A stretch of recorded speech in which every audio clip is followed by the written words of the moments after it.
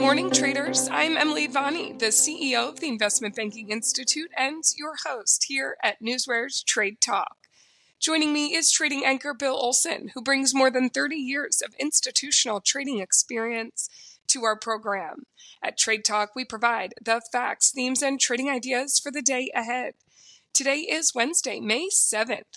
We hit midweek after stocks struggled again yesterday to find their footing. For the second straight session, all three major indices closed in the red. The Dow gave up 389 points, or about 1%. The S&P 500 shed 43 points, or more than 0.75%. The Nasdaq lost 154 points, or 0.87%.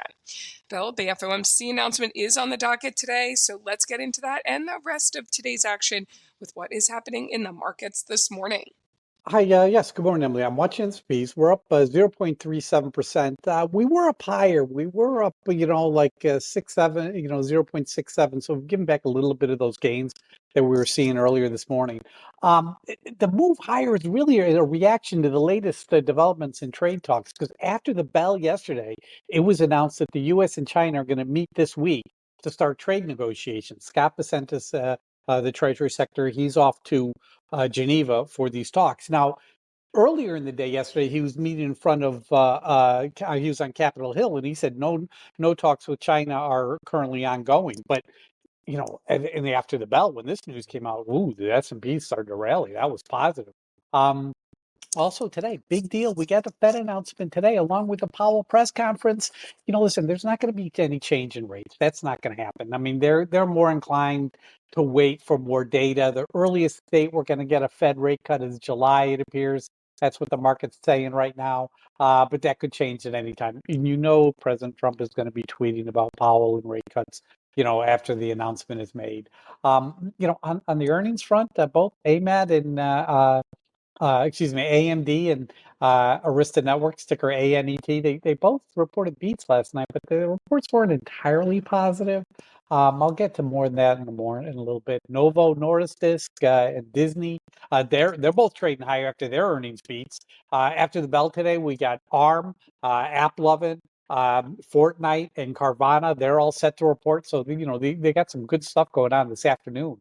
But taking a look overseas this morning, we're looking at the DAX. The DAX is down 10 points. It's 0.05%. Autos are trading higher. That German leader secured enough votes to become chancellor, so that's kind of positive. Wouldn't be surprised if the DAX turns green. The FTSE, on the other hand, has seen some weakness in the pharma sector. That index is down 0.4% this morning. The CAC is down 0.48%. Corporate earnings are really in focus in France. And then we're turning our attention over to Asia last night. And Asia generally saw, gains. I mean, the Nikkei did fall 51 points at 0.14%. I mean, the yen strength caused some weakness in autos and pharma stocks. Remember, Trump is talking about tariffs on pharma stocks. That's causing weakness in that sector. Hong Kong, it rose 29 points, or 0.13%. In China, also saw a gain of 0.8%. In Hong Kong, you saw positive action in the property stocks and financial stocks. In China's central bank announced plans to cut interest rates to support economic growth due to the escalation of trade tensions with the U.S., but trade talks are happening, this week, so that's a positive. Then we're looking over at oil. When oils continue to show gains, we're showing oil up more than 0.75% this morning. That API report came out yesterday after the bell. Crude oil inventories fell $4.49 billion according to their 4.49 million barrels according to their estimates. So we'll get the EIA data out later this morning. So that's going to be a key one. And that's what I have for you in terms of news hitting the tape this morning, Emily. Bill, in your overall update there, we did hear that trade talks once again are making the market move, and that's sort of the big headline here. But as we've heard, there's a number of other important catalysts to be watching. Of course, that FOMC meeting announcement, along with the press conference following with Federal Reserve Chair Jerome Powell. But you also did point out a number of earnings moving markets this morning, and you did point out Novo Nordisk. That was your pick of the day yesterday. But before we get to a check-in on that, we're getting through all these other details. Let's start with earnings action. Bill, what is going on there? All right, Arista Networks, that's ANET, Apple, Nancy, Edward, Tom. They delivered a beat of 6 cents on higher revenue. You look at the stock, though, this morning, it's trading lower by 6.24%. Look at AMD, Apple Michael David, that's Advanced Micro Devices. They beat by 3 cents. They did it on higher revenue. Stock's up 1.23% this morning. Disney, ticker DAS, they delivered a beat of 24 cents. They did it on higher revenue, and that stock's up 7.58% this morning. Nice. Upcoming after the bell today, we got AppLovin, ticker APP. Their EPS is $1.45. Expected move is 20.12%. Wow, that's big. ARM Holdings, they're also releasing after the bell. That's ticker ARM, Apple Richard Mary. Their EPS is 52 cents. Expected move is 10.21% when they release after the bell today, Emily. You're following all of that information, Bill, using your earnings alert on your NewsWare, able to gather that very quickly and follow all of those earnings reports. You're also following along with economic events. It's worth mentioning again that FOMC announcement is today. So, Bill, give us a rundown of everything we should be watching when it comes to economic events. Okay, 10:30 a.m. Eastern time, we get the EIA oil stockpiles report. That's the official one. That's the big number that everyone's waiting on. Then at 2 p.m. Eastern time, you get the Fed announcement, the FOMC announcement. 2:30 is Fed Chairman Jerome Powell's press conference. Hey, Fed officials are likely to stress that there's a need for additional economic data to help clarify how the tariffs are affecting inflation, growth in the labor market. They want to see this data before making any decisions. But according to the markets, there is a good possibility for a rate cut in July. Powell's going to be, pressed hard on his and any anticipation of what the latest GDP numbers, they came in negative, what that holds for the economy. He's going to be pressed on, when the next rate cut will be likely to occur, and his relationship with President Trump. That's all going to come out at today's press conference today. But that's what I have for you in terms of an economic update, Emily. And Bill, as you pointed out, the Fed is a data-driven body. So they are looking for data and information. You mentioned it today in your opening, and you've mentioned it other times throughout the podcast. And you're also data-driven because at your fingertips, you're getting real-time data from your NewsWare. So you're looking at that earnings action, you're looking at economic events and what's going on with the Fed, along with following other types of data, news, and information, the facts of the trading day. You're looking at merger news, guidance news, shareholders meetings, buyback news. You also group your stocks together, like your FANG stocks and your Dow 30 stocks, able to track trends on the trading day. So, Bill, what else do you see as possibly moving the markets today?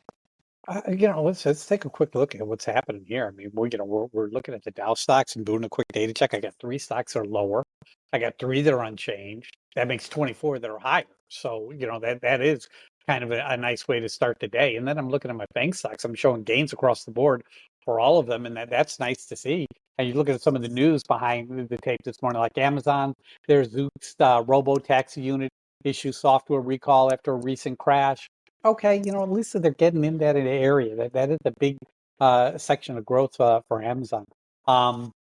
Google, they introduced AI Max for search campaigns. To Meta, a U.S. Jury awarded Meta Platforms nearly $168 million in damages from NSO groups in connection with the 2019 spyware attack on more than 1,400 WhatsApp users.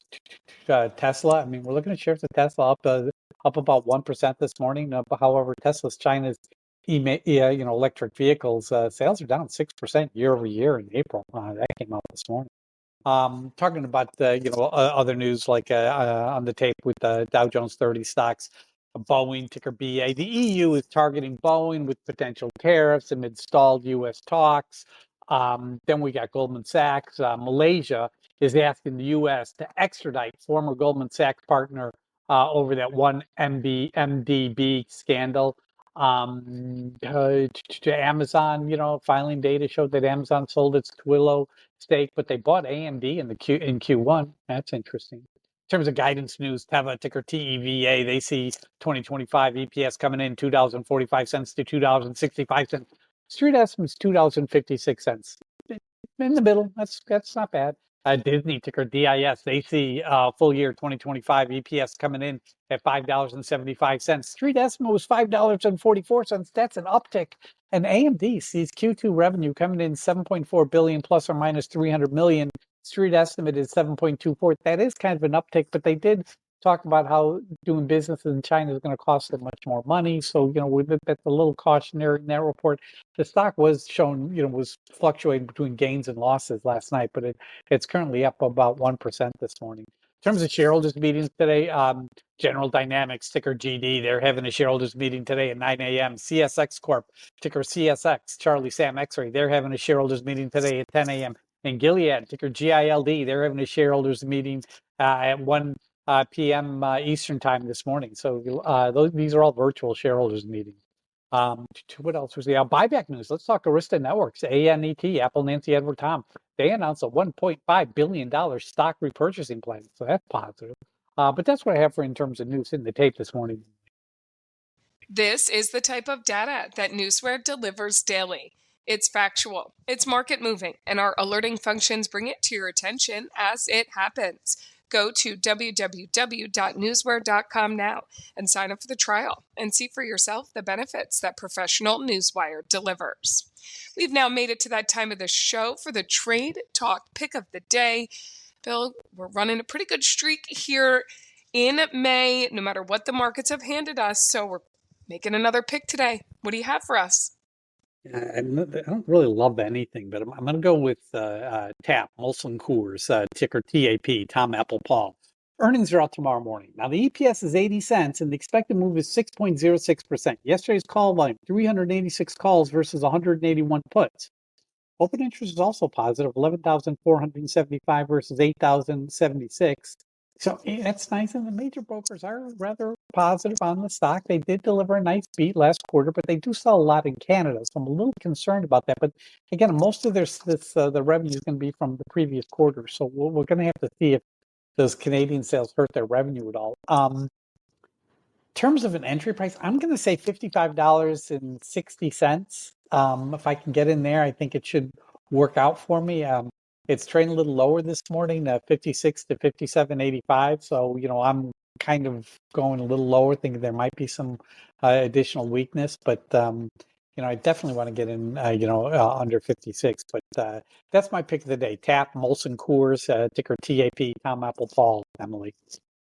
TAP is what is on tap today for the pick of the day. And you're using a strategy you have now for the past couple of days that ahead of earnings with a specific entry price, something that you did with yesterday's pick of the day. In just a moment, we will check in to see how that went. But first, let's take a look at the current breaking headlines that have hit the tape in our hot off the press segment. Dale, take it away. I've been using this earnings strategy for years. Why? Because it works. That's why. Proof is in the pudding. You see the results coming. Okay, let's see what's hitting the tape this morning. That's hot. Harley Davidson board disagrees with proxy advisor firm's recommendations. Disney announced plans for a theme park resort in Abu Dhabi. That is really interesting. DIS, David India Sam. SkyWest, ticker SKYW, they announced $250 million increase to its share repurchasing plan. NYT, New York Times, sees total subscription revenues up 8 to 10%. CRL, Charles River, their board approves the appointment of new directors, launches a review.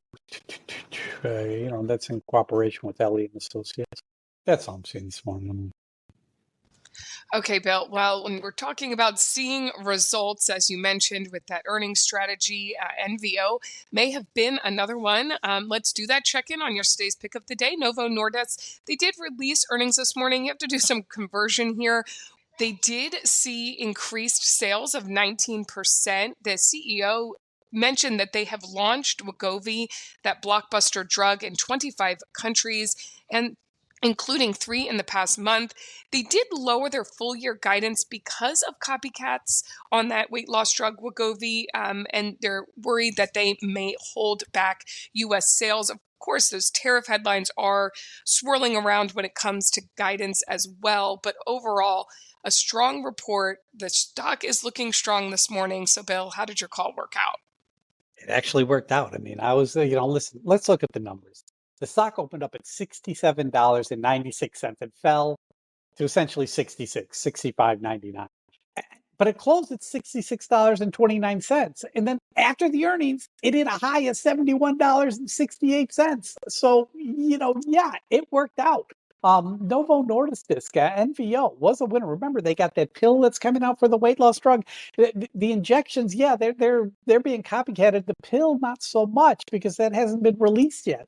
But when they start selling the pill, that's going to be huge for them, and they already have a good leg up in the fact that they got a strong distribution network. So there's a lot of positive things happening over there at Novo Nordisk, and that's one of Europeans' largest companies. So NVO, Nancy Victor Oscar, they delivered a beat this morning, and they delivered a positive earnings report, and their stock is gaining. So it was a winner. NVO, win, Emily.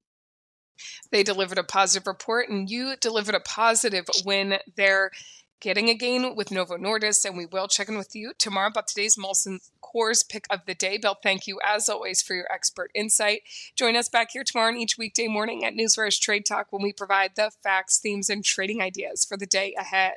Again, I'm your host, Emily Bonney, here with trading anchor Bill Olson. Traders, you know what to do. Let's go out there and make some green.